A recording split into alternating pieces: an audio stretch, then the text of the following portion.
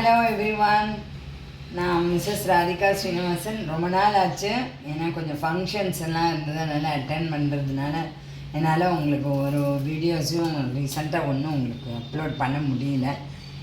இப்போது கிளைமேட் பாருங்கள், எவ்வளோ நல்லா கூலாக இருக்குது. கரமாக நறுக்கு முறுக்குன்னு சாப்பிட்ணுன்னு, கிறிஸ்பியாக சாப்பிட்ணுன்னு உங்களுக்கு ஆசையாக இருக்கும். அதனால் நானும் பக்கோடா பண்ணலான் இருக்கேன். பட் இது பக்கோடாங்கிறது மாவுலேயும் பண்ணலாம், பருப்பையும் நினச்சி பண்ணால் அது எப்படிங்கிறத நான் உங்களுக்கு காமிக்கிறேன். கடலைமா அரிசி மாலை பண்ணுறது ஆனியன் பக்கோடா, அது ஒரு மாதிரி பண்ணுவோம். இப்போ நாங்கள் குணுக்குன்னு நாங்கள் சொல்லுவோம். அதை கடலைப்பருப்பு, அப்புறம் கொஞ்சோண்டு உளுத்தம்பருப்பு, அப்புறம் ரைஸ், அரிசி எல்லாம் ஒரு 2 hours நினச்சி வச்சுருவோம். அதுக்கு என்னென்ன இன்க்ரீடியன்ட்ஸ் வேணுங்கிறத பாருங்கப்பா. நான் 1.5 நினச்சிருக்கேன். கடலைப்பருப்பு ப்ளஸ் உளுத்தம்பருப்பு கொஞ்சம் தான் நினைக்கணும், கடலைப்பருப்பு நிறையா இருக்கணும். சரியா? உளுத்தம்பருப்பு 1/4 போகிறோம், பாக்கி கடலைப்பருப்பு, அப்புறம் கொஞ்சம் அரிசி, அதே ப்ரப்போர்ஷனில் கொஞ்சம் அரிசி. இப்போ அதுக்கு என்னென்ன இன்க்ரீடியன்ட்ஸ் வேணும்னாக்கா, நீங்கள் ஆனியன் குணுக்கும் போடலாம், கேபேஜ் குணுக்கும் போடலாம், எது வேணாலும் நீங்கள் போடலாம். அதனால தான் நான் கட் பண்ணி வச்சுருக்கேன். அதுக்கு என்னென்னா மிளகா வத்தல், அப்புறம் that is chillies, red chillies, அப்புறம் கியூமன் சீட்ஸ். உங்களுக்கு தெரியும், நான் எல்லாத்துக்கும் கியூமன் சீட்ஸ் போடுவேன். Cumin seeds is very good for health.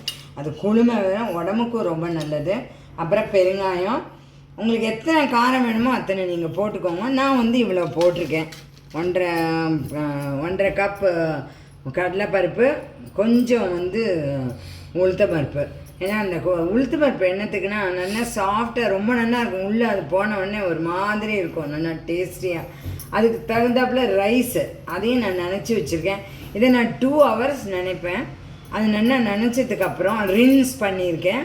அது நல்லா ரின்ஸ் ஆனதுக்கப்புறம் அது எப்படி பண்ணுறதுங்கிறத நான் உங்களுக்கு சொல்கிறேன். அது நல்லா கெட்டியாக அரைக்கணும். இப்போ 2 hours ரின்ஸ் பண்ணிவிட்டு நான் இந்த கடலைப்பருப்பு, உளுத்தம்பருப்பு, கொஞ்சம் ரொம்ப உளுத்தம்பருப்பு வேண்டாம். 1 டம்ளர் நீங்கள் கடலைப்பருப்பு எடுத்துட்டீங்கன்னா ஒரு 1/4 டம்ளரும் இல்லை அதுக்கும் கம்மியாக, சும்மா ஜஸ்ட்டு உளுத்தம்பருப்பையும் அதோட நினச்சிட்டு, அப்புறம் அரிசி அதே ஈக்குவல் குவான்டிட்டியில் நீங்கள் நினச்சிக்கோங்க. இப்போ நான் 2 hours நல்லா ரின்ஸ் பண்ணி வச்சுட்டு, இப்போ பாருங்கள் நான் நல்லா அரைச்சிருக்கேன்.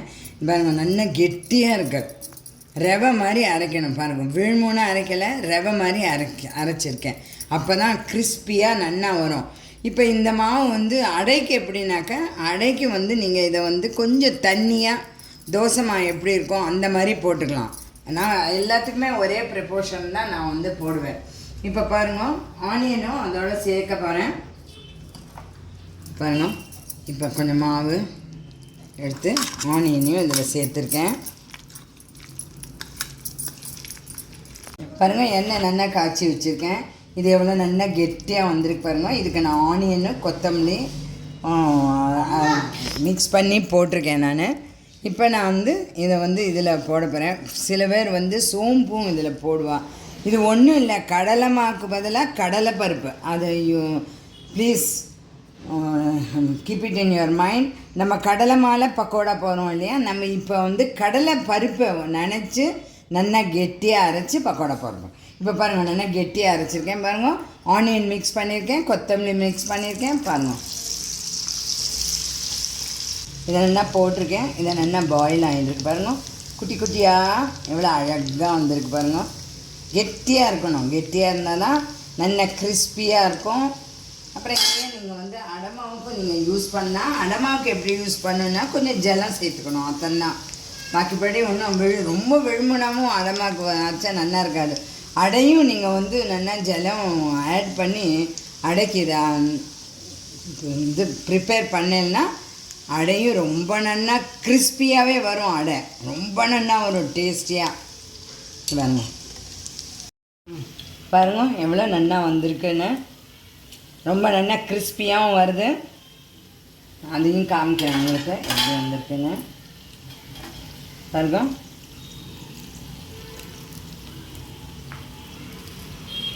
எவ்வளோ நல்லா கிறிஸ்பியாக உடையிறது பாருங்கள். பாருங்க, காதில் கேட்குறதா எப்படி வந்திருக்கு? சூப்பராக வந்திருக்கு. கிறிஸ்பியாக வந்திருக்கா? எஸ், சூப்பராக வந்திருக்கு. ஓகே, நீங்கள் வந்து அது பண்ணிட்டோம் எப்படி இருக்குங்கிறத கொஞ்சம் கமெண்ட் செக்ஷனில் போடுங்க. ப்ளீஸ் லைக் பண்ணுங்க, சப்ஸ்கிரைப் பண்ணுங்க. ஏதாவது காமெண்ட் இருந்ததுன்னா கொஞ்சம் காமெண்ட் பண்ணுங்க, ஷேர் பண்ணுங்க.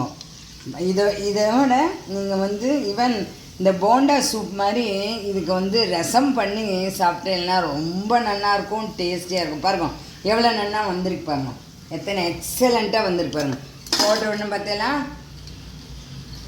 கிறிஸ்பியாக வந்திருக்கு பார்த்தீங்களா. இது டேஸ்ட்டே ரொம்ப நல்லா இருக்கும் பாருங்க. Okay, now enjoy and please like, subscribe to my channel. If you got any doubt or anything, you can comment in my comment section. Like பண்ணுங்க, subscribe பண்ணுங்க, share பண்ணுங்க.